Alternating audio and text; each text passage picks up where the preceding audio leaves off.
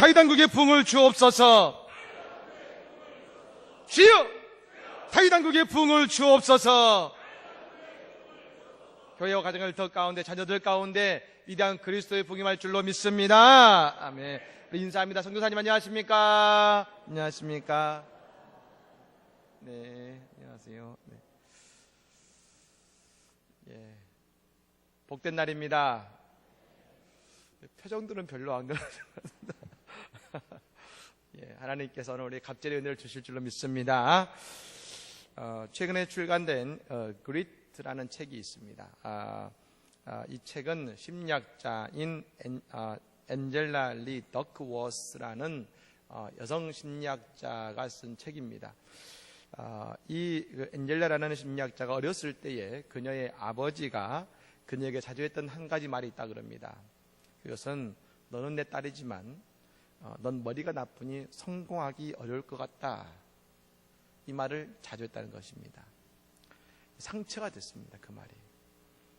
그래서 그녀는 재능이 없어도 성공할 수 있다는 것을 증명하고 싶었다고 말합니다. 그래서 성공에 관한 연구를 10년이 넘도록 진행했고 그녀의 나이 43살인 지난 2013년도에 전 세계에 단 20명의 천재들만이 받는 상인 이 메가더 상을 수상했다는 것입니다. 여러분, 그녀는 그가 10년 동안 연구했던 재능 없이 성공할 수 있는 방법을 그 책에서 소개하고 있습니다.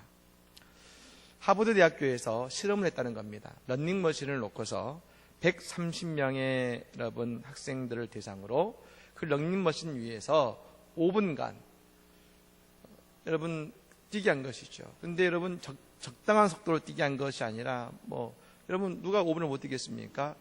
최고 빠른 속도로 여러분 얼마나 빨리 달립니까? 그 빠른 속도로 5분간 달리게 한 것이죠. 그렇게 130명의 학생들을 실험을 하고 실험을 끝냈습니다. 그런데 이 연구소는 그때부터 실험이 시작된 것이죠.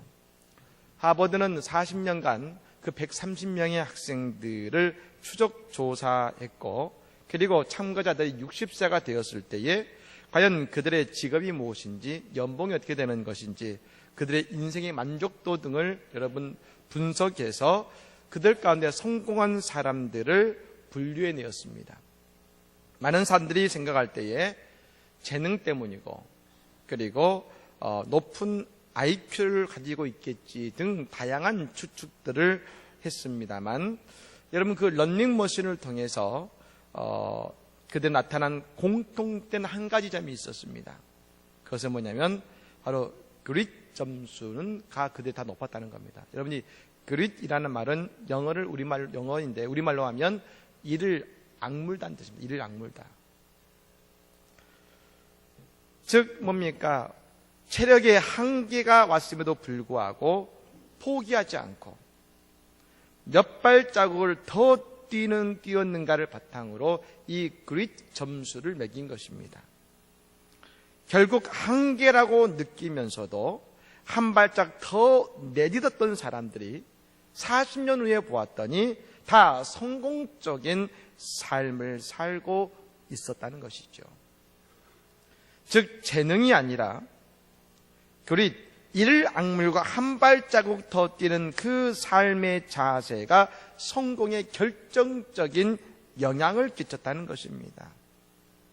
이 심리학자는 엔젤라는 말합니다. 만일 어린 시절로 돌아가서 아버지가 다시금 내게 너는 재능이 없어서 성공하기 힘들 거야 라고 말씀하신다면 그녀는 이렇게 대답할 것이라고 말합니다. 예, 아버지, 제가 성공하지 못한다면 그것은 제가 재능이 없어서가 아니라 중간에 포기했기 때문일 것입니다. 예수님께서 베드로를 제자로 삼으실 때에 예수님은 베드로의 재능이나 지식이나 그의 능력을 보신 것이 아니십니다. 밤새도록 그물질을 해서 얻은 것이 없지만 그러나 한 번 더 깊은 데로 가서 그물을 내리라는 말씀에 순종해서 한 번 더 그 그물을 내리는 모습을 예수님은 베드로를 제자로 부르신 그 이유로 삼으셨다는 것입니다. 오늘 힘들고 어렵고 포기하고 싶지만 사랑하는 여러분, 한 번 더 믿음의 발걸음을 내디디시기를 바랍니다. 그 발걸음을 통해서 우리의 삶에 역사하시는 하나님의 은혜와 사랑이 더해지는 은혜 위의 은혜를 경험하는 복된 삶이 될 줄로 믿으시기를 바랍니다. 오늘 여러분 말씀은 예수를 만난 사람 두 번째 시간입니다. 예수를 만난 두 번째 사람은 이름이 없는 한 나병 환자의 이야기입니다. 당연히 예수를 만나 그의 병이 치유를 받는 기적의 이야기입니다. 그런데 사실 여러분, 이야기는 예수님의 그 일생에 보면 너무나 평범한 기적입니다. 당연히 예수님은 기적을 행하셨고 그 병 나은 기적의 이야기입니다. 그래서 저도 처음에 이 말씀을 묵상하면서 뭐 특별한 게 있을까 생각을 했습니다만, 이 말씀을 읽는 가운데 특별히 이 나병 환자가 새롭게 보이기 시작했습니다. 오늘 본문인 15절 16절의 말씀에 이런 말씀이 있습니다. 예수의 소문이 더욱 퍼짐에 수많은 무리가 말씀도 듣고 자기 병도 고침을 받고자 하여 모여오되 예수는 물러가서 한적한 곳에서 기도하시니라. 즉 여러분, 예수님께서 이 나병 환자를 치유하시자 그 소문이 온 마을에 퍼졌습니다. 그래서 그때까지 예수님에 대해서 반신반의하던 사람들이 예수님을 찾아옵니다. 근데 이미 그때는 예수님께서 그들이 찾을 수 없는 한적한 곳에 홀로 가셔서 기도하셨다는 겁니다. 그러므로 여러분, 그 마을에서 유일하게 치유의 은혜를 입은 사람은 바로 이 나병 환자 한 사람뿐이라는 것이죠. 사랑하는 여러분, 오늘 아침 우리가 모든 사람들 가운데 치유를 경험했던 나병 환자의 은혜가 오늘 우리 가운데 임하기를 간절히 축복합니다. 그 다음에 왜 예수님은 유독 이 나병 환자 한 사람만을 치유하셨을까? 12절의 말씀에 이런 말씀이 나옵니다. 예수께서 한 동네에 계실 때에 온몸에 나병 들린 사람이 있어 예수를 보고 엎드려 구하여 이르되 주여 원하시면 나를 깨끗하게 하실 수 있나이다 하니. 믿으십니까? 예수님께서 지금 말 한가운데에 계셨습니다. 그때에 나병 들린 사람이 예수님을 찾아온 것입니다. 여러분, 찾아왔다는 이 사실이 중요합니다. 여러분, 주일입니다. 어떤 사람은 야외로, 어떤 사람은 좀도 쉬겠다고 있지만 우리는 이 주일 아침에 예수님을 찾아 주의 전에 찾아왔습니다.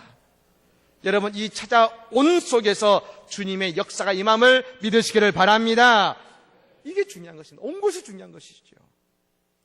여러분, 레위기 13장에 보면 나병 환자에 대한 말씀 가운데 이런 말씀이 나옵니다. 나병에 걸려서 제사장이 나병이다라고 판명받은 사람들은 그때부터 그들은 부정하다고 여겨졌습니다. 부정하기 때문에 사람들과 접촉하면 안 됩니다. 그래서 사람들과 함께 성 안에 살지 못하고 이 나병 환자들은 성문 밖에서 살아야 했습니다. 아마 그때 그들은 이렇게 생각할 수밖에 없었을 겁니다. 나는 버림받았어. 하나님께 그리고 사람들에게. 난 더 이상 아무것도 할 수가 없어. 병마 때문에. 난 외로워. 이제 내겐 아무도 없어. 난 외로워. 더욱이 오늘 누가복음의 저자인 누가는 의사입니다. 그가 보기에 온몸에 나병이 들렸다는 것은 지금 나병이 극도로 심해서 움직이기 쉽지 않은 상태라는 것을 말합니다. 그런 그가 오늘 예수님 앞으로 나왔습니다. 왜 그럴까요? 거기에는 이런 의미가 들어 있습니다. 그 사람은 소망을 잃지 않고 있다는 것입니다. 포기하고 절망하는 그 시간에 소망을 가지고 오히려 예수 앞으로 나왔습니다. 여러분, 그렇다면 이 나병 환자만 예수에 대한 소문을 들었을까요? 이 나병 환자는 성문 밖에 있기 때문에 아마 맨 마지막에 예수의 소문을 들었을 겁니다. 뿐만 아니라 그 사람 주위에 역시 같은 나병에 걸린 몇몇 사람들도 있었을 것입니다. 근데 오직 이 한 사람만이 자리에서 일어나서 예수님께 갑니다. 왜요? 이 사람 속에는 여전히 소망이 불타고 있었기 때문에 그런 것입니다. 사랑하는 여러분, 절망은 쉽습니다. 그러나 그리스를 가지고 소망의 발걸음을 내디딜 때에 우리는 예수님을 만나게 될 줄로 믿으시기를 바랍니다. 그 여러분 소망의 마음이 이 나병 환자에게 가능하게 만든 것이 있었습니다. 그게 뭐냐면 위대한 모험을 하게 했습니다. 여러분, 나병 환자가 예수님 앞에까지 오는 길은 사실은 생명을 거는 길입니다. 그들은 부정한 자입니다. 그래서 성 안에 들어오면 안 됩니다. 만일 성 안에 들어오면 모든 사람이 돌을 던졌습니다. 어쩌면 예수님께 앞에 나오기 전까지 그는 돌 맞아 죽을 수도 있습니다. 그러니 예수님 앞에까지 온다는 것은 그에게는 생명을 거는 모험인 것이죠. 근데 왜 이 모험이 가능했을까? 그 소망은 막연한 소망이 아니라 하나님을 신뢰하는 믿음의 발걸음이었음을 믿으시기를 바랍니다. 하나님을 신뢰하는 믿음의 발걸음을 그 소망 속에 담고 있었던 것입니다. 오늘 예수님을 찾아온 이 나병 환자는 예수님께 이렇게 고백하지요. 주여, 원하시면 나를 깨끗하게 하실 수 있나이다. 여러분, 이 사람은 예수님을 찾아와서 주여, 나를 깨끗하게 하실 수 있습니까? 묻지 않았습니다. 그는 주님이 원하시면 깨끗하게 하실 수 있습니다라는 굳건한 믿음으로 나왔다는 겁니다. 여러분, 아마 이 사람이 예수님을 하나님과 같이 믿었다면 아마 저 같으면 이렇게 물었을 것 같습니다. 예수님께, 예수님, 왜 저에게 이런 고통을 주셨습니까? 왜 저에게 이런 병을 주셨습니까? 왜 저에게 이런 외로움을 주셨습니까? 오히려 물었을 것 같습니다. 그런데 이 나병 환자는 그런 말 하지 않습니다. 오늘 이 자리에 생명을 걸고 나온 것은 하나님을 여전히 신뢰하고 있기에 왜라고 묻는 것이 아니고 하실 수 있습니까? 라고 묻는 것도 아니고 오직 예스, 하실 수 있습니다라고 고백하고 있다는 것입니다. 저는 마치 이 나병 환자가 욥과 같다는 생각이 들었습니다. 여러분, 이스라엘 땅에는 욥보다 더 신실한 믿음의 사람은 없었습니다. 하나님이 인정한 가장 신실한 사람이 욥이었습니다. 그런데 욥은 이유 없는 고난을 당했습니다. 모든 것을 다 잃어버리고 몸에 병이 얻어서 그 몸에 난 상처를 횟가루로 여러분 문질렀다겠습니다. 그 모습을 보고 그 아내는 욥을 향해 말합니다. 당신은 하나님을 저주하라고. 그러면서 그 집을 떠나가 버렸습니다. 여러분, 욥은 이제 홀로 빈집에 앉아 있습니다. 그런데 성경에 보면 그때도 욥은 땅에 엎드려 예배했다겠습니다. 하나님을 신뢰하고 있다는 것이죠. 지금은 고인이 되신 고 유석경 전도사님이 최근에 그분의 마지막 간증을 담아서 그분의 그 간증을 낸 책이 나왔습니다. 당신은 하나님을 오해하고 있습니다라는 책이 나왔습니다. 이 유석경 전도사님은 서울대 분물과를 졸업하고 사법고시를 준비하는 가운데 그 아버님이 갑작스러운 죽음을 맞이하신 것이죠.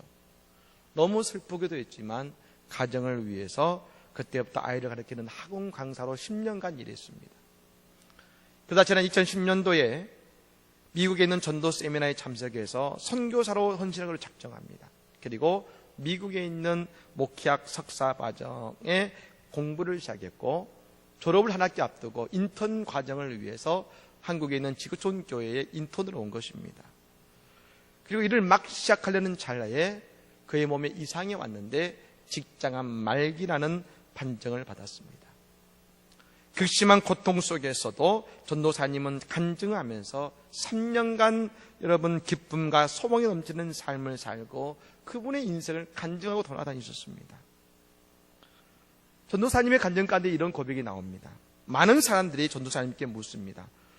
도대체 왜 너에게 이런 일이 일어났느냐? 도대체 왜? 그런데 전도사님은 단 한 번도 하나님께 왜라는 질문을 하지 않았다는 겁니다. 그 이유가 있습니다. 전도사님은 하나님을 이해하고자 한 것이 아니라 전도사님은 하나님을 신뢰했기 때문에 그런 것입니다. 나는 하나님을 이해하려고 하지 않았습니다. 나는 하나님을 신뢰했을 뿐입니다. 나보다 나를 더 잘 아시고 나의 필요를 더 잘 아시고 또 나에게 가장 좋은 것을 주신다는 것을 나는 확신합니다. 그리고 이 모든 생각을 가질 수 있는 것이 바로 복음 때문이라고 전도사님은 고백하고 있는 것이죠. 오늘 나병 환자는 말합니다. 주여 원하시면 나를 깨끗하게 하실 수 있나이다. 그러자 예수님께서 그의 몸에 손을 대셨습니다. 여러분, 그가 병에 걸린 이후에 그 누구도 그의 몸을 만진 적이 없습니다. 그런데 오늘 처음으로 예수님이 그의 몸에 손을 대십니다. 그가 처음으로 느낀 따뜻함은 세상이 아니라 예수님에게서 온 것입니다. 여러분, 오늘 이 시간 예수님의 그 따뜻한 손길이 우리 가운데 있음을 깨달으시기를 바랍니다. 그 예수님께서 나병환자에게 말씀하십니다. 그런데 어떻게 말씀하시냐면 주여 원하시면 나를 깨끗게 하실 수 있나이다라는 그의 고백을 이제는 그에게 돌려주십니다. 내가 원하노니 깨끗함을 받으라. 한번 따라해 볼까요? 내가 원하노니 깨끗함을 받으라. 내가 원하노니 깨끗함을 받으라. 믿으십니까? 여러분, 그리고 이 나병 환자가 깨끗해졌음을 믿으시기를 바랍니다. 놀라운 기적이 베풀어진 것이지요. 즉, 이 모든 것이 그냥 예수님께서 기적을 베푸신 것이 아니라 하나님을 신뢰하고 나오는 자에게 베푸신 특별한 은혜였다는 겁니다. 누가복음 5장에 보면 제자를 부르시고 나병 환자 중풍병자를 고치시는 말씀이 나옵니다. 이 모든 말씀에 한 가지 주제가 있는데 그것은 뭐냐면 예수님 앞으로 나오면 그 나옴은 하나님을 신뢰하는 믿음에서 비롯된 것 아니겠습니까? 여러분, 이번에 김동원 목사님을 모시고 우리가 참 도전받는 부흥회를 가졌습니다. 얼마나 은혜가 있었는지 모릅니다. 그런데 그 말씀 가운데 목사님 하셨던 말씀이 뭡니까? 어려운 일을 당할 때 하나님은 뒀다 어디에 있습니까? 좋을 땐 누구나 하나님을 믿을 수 있죠. 내 인생의 낙한 인돈 속에서 내가 믿었던 하나님은 어디에 있고 왜 절망과 좌절하냐고. 사랑하는 여러분, 하나님을 믿고 신뢰하는 가운데 우리의 인생의 길은 열리게 될 줄을 믿으시기를 바랍니다. 전 여기서 끝이라 생각했습니다. 그런데 예수님은 그 뒤에 더 큰 사랑을 우리에게 베푸십니다. 14절의 말씀이지요. 예수께서 그를 경고하시되 아무에게도 이르지 말고 가서 제사장에게 내 몸을 보이고 또 내가 깨끗하게 됨으로 인하여 모세가 명한 대로 예물을 드려 그에게 입증하라 하셨더니 이 사람의 병이 나았습니다. 그러면 레위기 14장의 말씀처럼 나병에서 나은 사람은 제사장에게 가서 그 몸을 보이고 여러분 병 나음을 판정을 받아야 됩니다. 근데 그냥 받는 것이 아니라 예물을 드려야 되는데, 처음에 드는 예물은 산새 2마리와 백향목과 홍색실과 우술조를 바치고 8일을 위해 다시금 흠없는 수양 2과 암양 1를 바치고 하나님께 바쳐야 된다는 것이죠. 근데 여러분, 이 예물을 보십시오. 정상적인 사람도 바치기 어려운 엄청난 돈을 드려야 한다는 것입니다. 그럼 예수님께서 모든 병을 낫게 해주셨으니 그 나은 값을 하나님께 바치라는 것은 아닐 겁니다. 왜 이 예물을 드리라고 했을까? 여러분, 이 나병 환자가 병이 낫는다고 다 끝난 것이 아닙니다. 가족은 다 떠났고 그의 재산은 다 없어졌습니다. 그런 나병을 겪었기 때문에 사람들이 그를 일꾼으로 쓰지 않을 것입니다.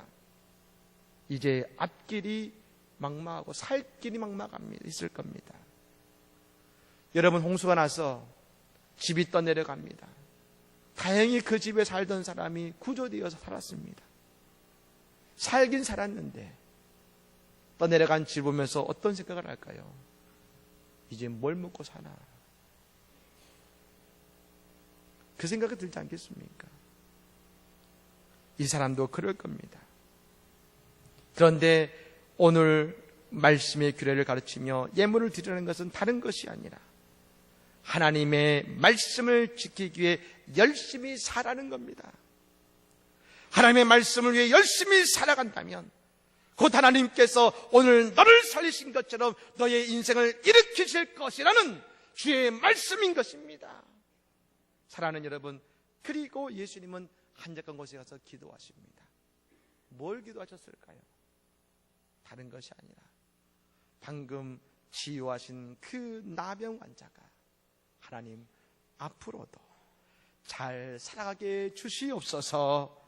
예수님은 기도하셨을 것입니다. 사랑하는 여러분, 우리 예수님 저 하늘에서 우리를 위해 기도하고 계십니다.